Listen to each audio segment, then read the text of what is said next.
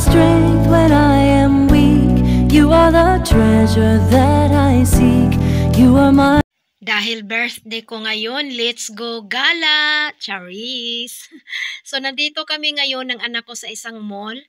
Kami ay magagala-gala lang. At first muna is bibili muna ako mga mamshi ng aking eyeglass dahil nasira ang aking eyeglass. So, ito yung aking napili. And then after nito mga mamshi is, ayan, magala-gala lang kami and then kakain kami. So, today is my birthday. Thank you, Lord, for this another wonderful year. +1. Thank you so much, Lord. Ang wish ko lang is always good health and always happy. So, ngayon, dahil wala naman si Dodong sa bahay, kaya parang natamad talaga ako maghanda-handa. So, gusto ko lang maging relax ang aking beauty ngayon, Charis. So, dahil birthday ko ngayon, gusto ko lang maging relax lang talaga. So, ayan, magagala-gala lang kami dito ng anak ko. Like nung last year na aking birthday, so naggala lang din kami dito sa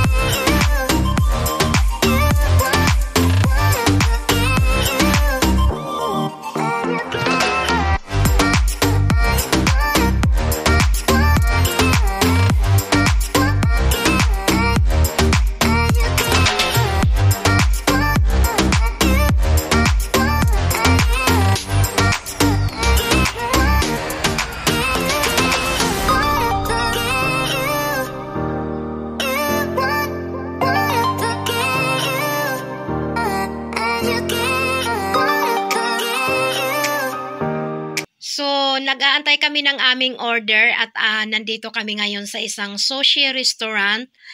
Buti na lang nagkasundo kami ng anak ko kung saan kami kakain kasi kung minsan nag-aaway muna kami dahil hindi niya gusto yung kung saan ko gusto at hindi ko naman gusto kung saan niya gusto kumain.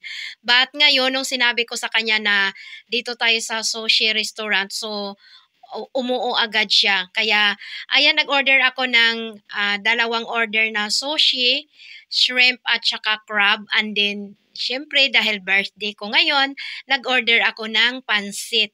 So, unang dumating na order namin mga mamshi is yung pansit. Kaya, ito muna ang aming kakainin and then ifa-follow na lang yung sushi.